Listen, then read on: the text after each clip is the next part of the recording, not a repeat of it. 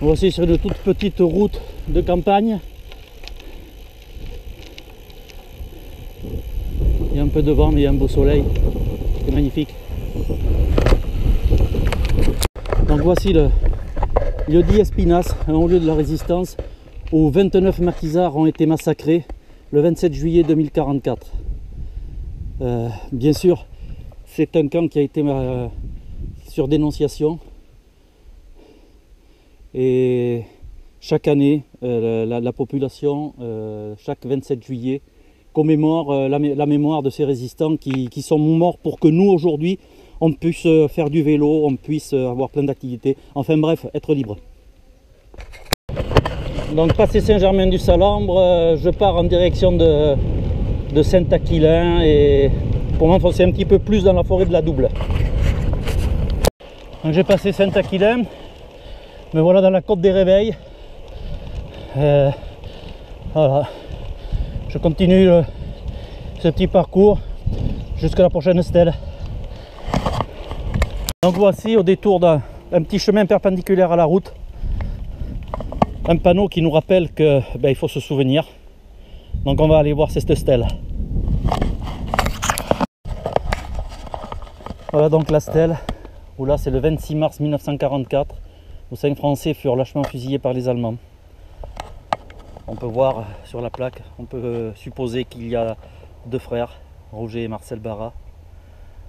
Voilà, un autre monument qui évoque ces héros de la résistance.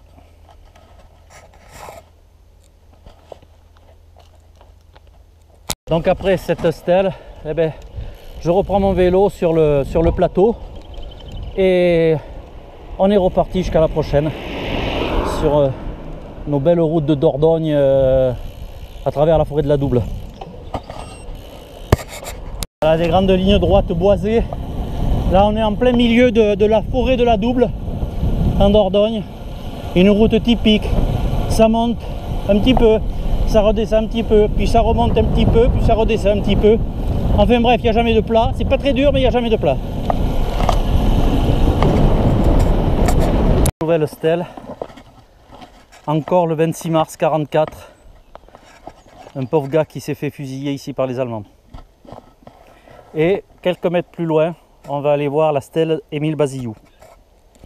Donc là, quelques mètres après, la stèle d'Émile Bazillou, donc organisateur de la résistance en Double dans le Mucidanais, qui organise la résistance des légaux. Donc les légaux, ce sont des gens qui ne sont pas directement impliqués dans la résistance, qui travaillent donc la journée, mais qui en même temps aident la résistance par des transmissions de papiers, de documents, d'armes, de renseignements divers sur le positionnement des forces allemandes.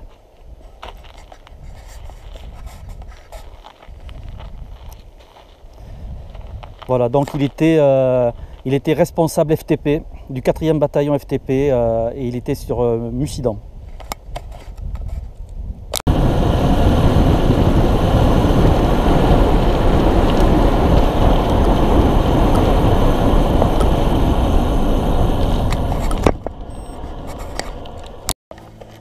Et voilà, en haut d'une côte qui a piqué un peu les yeux et les cuisses, on arrive au monument qui commémore le camp de Virol, qui était la capitale du maquis dans la Double, où dès le 10 juillet 40, des hommes et des femmes qui refusent la défaite et l'occupation de l'Allemagne nazie entrent en résistance.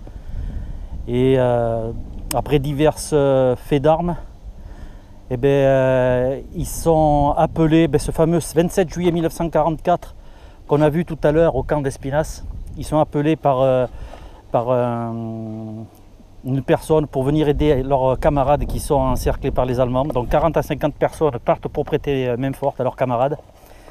En cours de route, ils croisent un certain Bernard, alias Parissoir, qui leur conseille de se dissimuler dans le lit du ruisseau du Salambre avant d'en informer l'ennemi. Cependant, ils avaient trouvé leur position trop exposée et ils se sont rejoints au hameau d'Espinasse et ils font partie donc de ces gens qui ont été massacrés là-bas le 27 juillet 1944. Et quelques semaines plus tard, le 27 août 1944, la Dordogne était totalement libérée.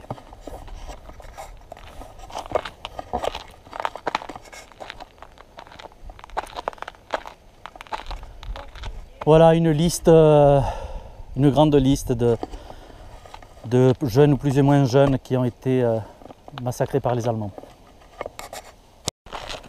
Donc là on arrive à Saint-Étienne-de-Puy-Corbier, au mémorial de la Résistance, où quelques panneaux rappellent depuis le déclenchement de la Seconde Guerre mondiale, avec l'ordre de mobilisation générale, les différentes étapes qui ont conduit à des gens à rentrer dans la résistance.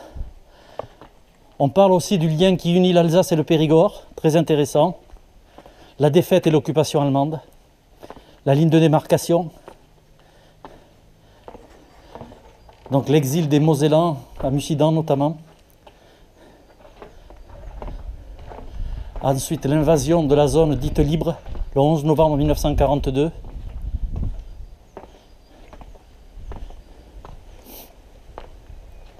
Le passage à la lutte armée et au sabotage, la déportation, les crimes de la division Bremer et bien sûr de la tristement célèbre division Das Reich, la rafle politique du 16 janvier 1944 à Mussidan, la montée en puissance de la résistance avec divers sabotages.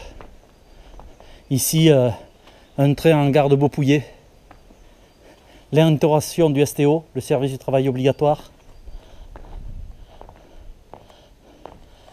Alors plus précisément ici, la résistance dans le Mussidanais, dans la forêt de la Double, c'est ce qu'on a aujourd'hui.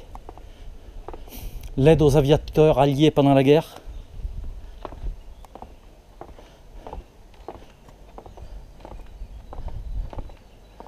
On arrive donc à la libération des camps de la mort, le temps des derniers massacres et le retour à la vie.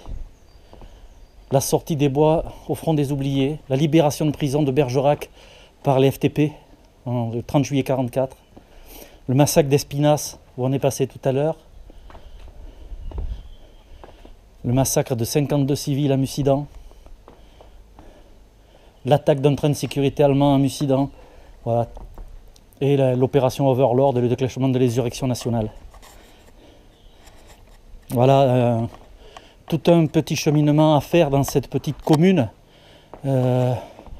très intéressant. Je ne vais pas vous prendre en photo tous les panneaux, mais si un jour vous passez par là, il ne faut surtout pas oublier de venir de passer par là pour rendre hommage à nos glorieux anciens. Alors, je suis redescendu de Saint-Étienne-de-Puy-Corbier, c'est retour vers Saint-Astier par Boronne.